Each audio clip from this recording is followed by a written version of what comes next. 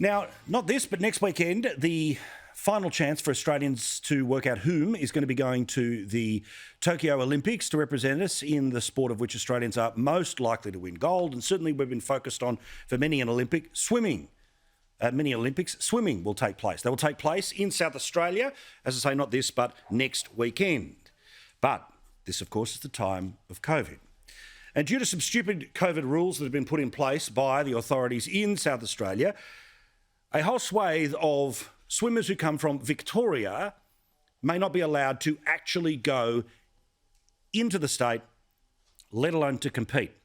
This is despite the fact that it is more than 7 days away, and despite the fact that there has been just a trickle of cases in the past 7 days, let alone where many of these people would be based in terms of regional Victoria, where, of course, there have been 0 cases for multiple weeks.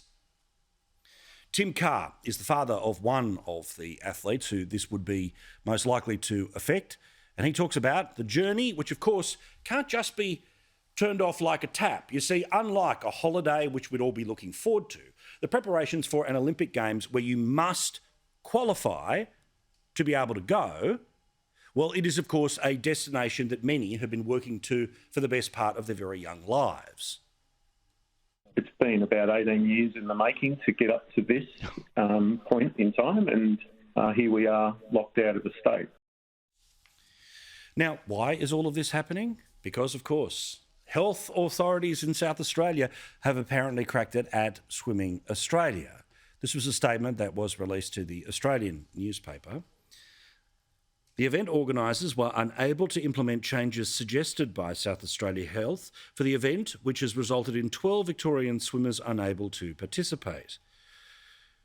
When we have to restrict movement of other jurisdictions into South Australia because of a serious COVID outbreak, first and foremost, we prioritise the health and well-being of the South Australian community. Now, apparently the boffins that are in charge of these things in South Australia were not happy that a sterile enough environment could be put in place. Now, I think we all would agree the chances of anyone at that event having COVID are very low. The chances of anyone actually getting sick from COVID, considering that they are Olympic athletes, is virtually impossible. But does it surprise you that South Australia would try to deny kids the chance to go to the Olympic Games when, remember, they told us last week that apparently the way that the virus would make it back into South Australia after one of their officials left a door open in hotel quarantine, don't forget that, would have been if somebody from Melbourne touched a football, they kicked it, and then you would have to catch it in the crowd.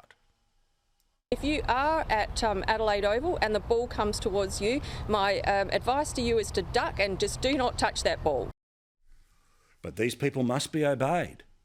They are the ones who are, of course, in charge of deciding who gets to go to live a dream or whose dreams must be crushed so they can feel better about protecting everyone.